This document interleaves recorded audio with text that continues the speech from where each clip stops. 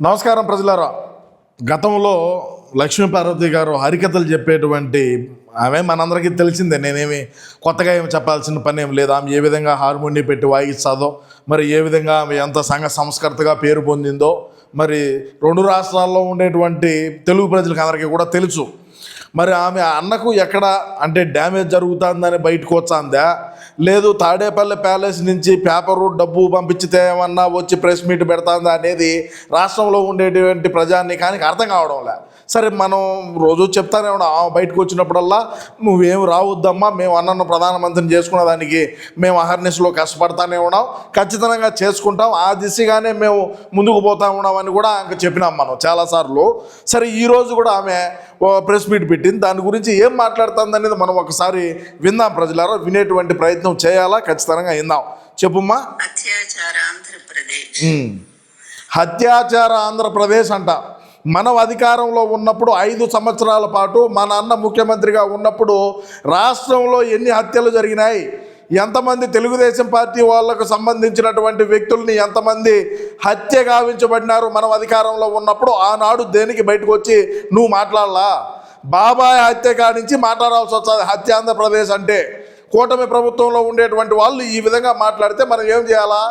బాబాయిని చంపినారు కదా, ఆ నుంచి మాట్లాడుకుందాం అనుకుంటారు.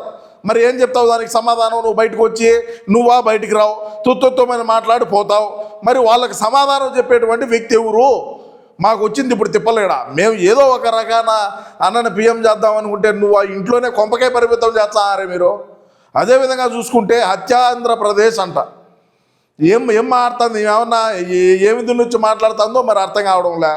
మరి ఏ విధంగా మనం అధికారంలో ఉన్నప్పుడు ఎంతమంది దళితుల మీద దాడులు జరిగినాయి, ఎంతమందిని చంపి ఏ విధంగా ఇది చేసినారు.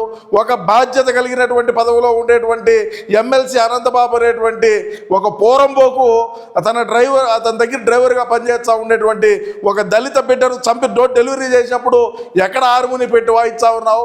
దేనికి బయటకు వచ్చి మాట్లాడలేదంటే ఏం చెప్తావు ఇప్పుడు నువ్వు సమాధానమ్మా? చిన్నాయన హత్య కాడించి వచ్చాం, 1, 2 కాదు.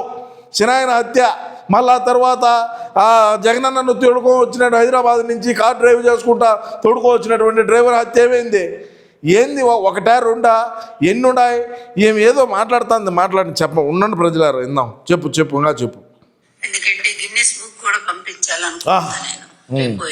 మొత్తం ఆ డేటా అంతా కలెక్ట్ చేసి పసిపిల్ల 6 నెలల పసిబిడ్డ మొదలుకొని 67 వృద్ధురాలి వరకు కూడా ఎన్ని జరిగినాయో ఈ ప్రభుత్వం ఏర్పడిన తర్వాత వాళ్ళందరి లిస్టు కూడా తీసుకుంటే ఇంతవరకు బహుశా ఏ రాష్ట్రంలో కూడా, భారతదేశంలో కాదు ప్రపంచంలో కూడా బహుశా ఏ దేశంలో కూడా ఇన్ని అత్యాచారాలు వచ్చిన 2 సంవత్సరాల్లోనే కొన్ని వేలు దాటిపోయినాయి. సరే, వేలు దాటిపోయినాయా, లక్షలు దాటిపోయినాయా? మరి ఎవరు ముఖ్యమంత్రిగా ఉన్నప్పుడు, ఎవరు రాష్ట్రానికి పాలకులుగా ఉన్నప్పుడు ఏ విధమైనటువంటి దాడులు జరిగినాయి, ఏ విధంగా రాష్ట్రంలో ఉండేటువంటి ప్రజానికం అందరూ కూడా భయాందోళనలు భయంతో బతికినారనేది వాళ్ళకు తెలుసు. ఈమె ఇప్పుడు గిన్నీస్ బుక్కు పంపించాదంట. ఏంది? గిన్నీస్ బుక్కు పంపి చిన్నాయన కానించి పంపి చిన్నాయన అదేవిధంగా దళితుల మీద దాడులు, ఎవరైనా సరే ప్రశ్నించినటువంటి వ్యక్తులు ఏ విధంగా హత్య గావింపబడినారు, లేకంటే ఏ విధంగా వాళ్ళు మిస్సింగ్ అయినారు, మనం అధికారంలో ఉన్నప్పుడు ఎంత మేర మనం పెరిగి కట్టగట్టింది ఏమన్నా ఉన్నదా, ఏంది విషయమో? మనం రాష్ట్రానికి అభివృద్ధికి సంబంధించి ఏమైనా మాట్లాడతామా? రాష్ట్రంలో మేము అధికారంలో ఉన్నప్పుడు చేసినటువంటి గొప్ప పనులు ఇవి కూటమి ప్రభుత్వం దేనికి చేయలే, లేకంటే మేము తీసుకొచ్చినటువంటి పరిశ్రమలు ఏంది, రాష్ట్ర ఆదాయం పెంచడం ఏంది, యువతకు ఉద్యోగ అవకాశాలు కల్పించడం అయితేనేమి, అదేవిధంగా రైతాంగానికి సంబంధించి, మహిళలకు సంబంధించి, రాష్ట్ర అభివృద్ధి గురించి, రాజధాని గురించి, పోలవరం గురించి, ఇరిగేషన్ ప్రాజెక్టు గురించి ఏదైనా సరే పెరిగి కట్టలగట్టింది ఏమైనా ఉంటే, రాష్ట్ర ప్రజానికానికి రాష్ట్ర ప్రయోజనాలకు ఉపయోగపడేది ఏదైనా ఉంటే ప్రెస్ మీట్ పెట్టి మాట్లాడమ్మా. ఎవడొద్దన్నాడు నిన్ను? ఎవరు ప్రెస్ మీట్ పెట్టొద్దన్నారు? రాష్ట్రంలో ఉండేటువంటి ప్రజానీకానికి వాస్తవాలు దగ్గరగా వాస్తవాలను తెలియజేసేటువంటి పనిలో ఉండండి లక్ష్మీపార్వతమ్మ గారు. దేనికి తపేలం మాటలు, ఈ తపేలం బ్యాచ్, ఈ కథ, నీ బతుకు, నీ చరిత్ర, నువ్వు వచ్చి బయటకు వచ్చి జగనన్న గురించి మాట్లాడటం, జగనన్న గొప్ప గురించి మాట్లాడటం, రాష్ట్రంలో ఉండేటువంటి ప్రజానీకం ఇంటారులే మనం ఏం చెప్పినా కూడా అని అనుకుంటే అది నీ పొరపాటే. ఎవడు కూడా నిన్ను, నీ మాటలను నమ్మేటువంటి జగనన్నే నమ్మడంలా. నువ్వేందు బొక్క? నిన్ను నమ్మేది ఏందిగా? నిన్నెవడు నమ్ముతాడమ్మా?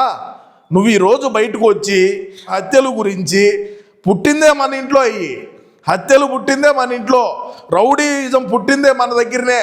రాజారెడ్డి గారి చరిత్ర కానించి చూసుకుందాం, మాట్లాడుకోవాల్సి ఉంటే రైల్వే కోడూరు నియోజకవర్గం తుమ్మకొండలో నిలబడుకొని సంఘట ముద్ద మిరకాయ నీళ్ళు వేసుకొని నా చరిత్ర కానించి మాట్లాడదాం.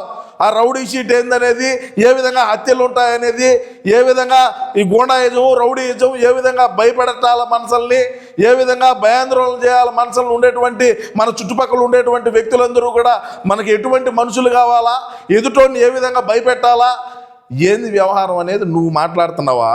చరిత్ర గురించి తెలుసుకొని మాట్లాడు. మన చరిత్ర ఏందనేది తెలుసుకొని మాట్లాడు. రాజారెడ్డి గారి చరిత్ర ఏందని తెలుసుకొని మాట్లాడు.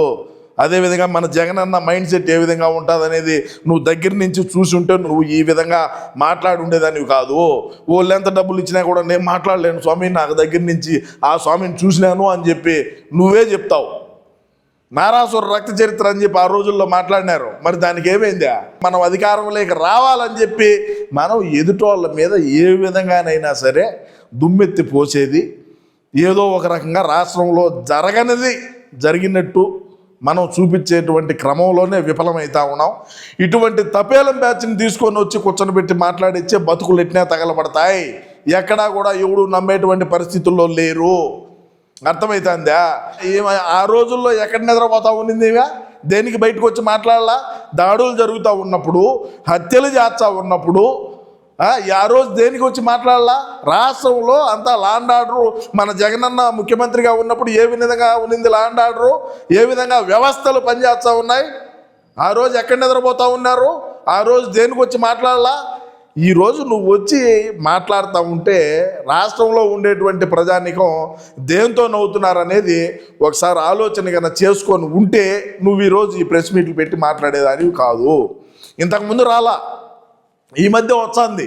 మళ్ళా ఏమన్నా ఇనవలపు కవర్లో పెట్టి పంపించున్నారేమో, మరి అందుకే వచ్చి మాట్లాడుతూ ఉన్నదని కూడా రాష్ట్రంలో ఉండేటువంటి ప్రజానికం అనుకుంటా ఉన్నారు.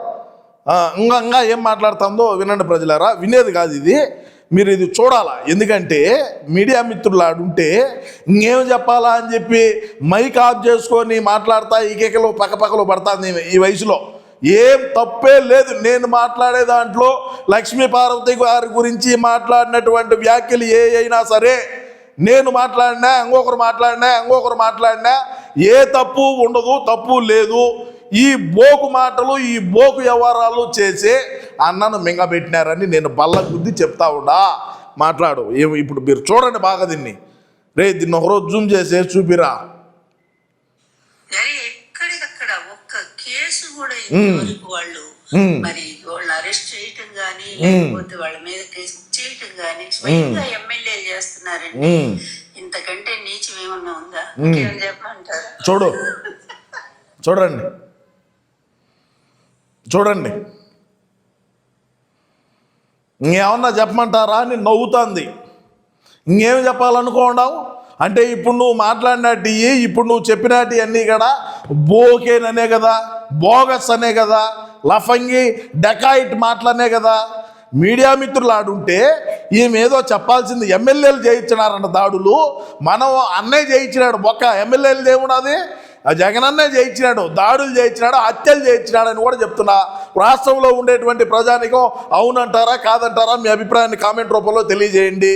ఇంకొక విషయం, ఇంకేమన్నా చెప్పమంటారంటే ఏమి చెప్తామనుకోండావు నువ్వుగా?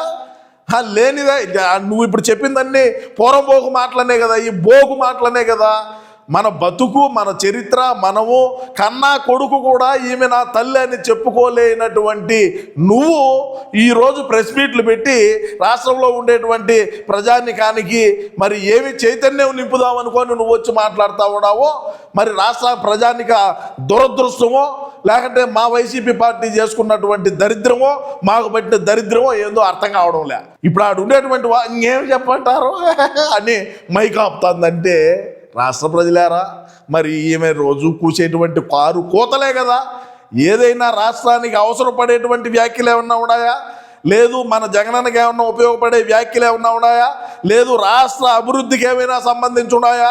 లేదు మనం 5 సంవత్సరాల పాటు పరిపాలన చేసినటువంటి పాలనలో తెచ్చినటువంటి అభివృద్ధి కానీ, కంపెనీలు కానీ, యువతకు ఉద్యోగ అవకాశాలు కానీ, మహిళలకు కానీ, రైతాంగానికి కానీ, రాష్ట్ర అభివృద్ధి కానీ, రాష్ట్ర ఆదాయం పెంచడం కానీ ఏదైనా సరే ఉన్నాయా?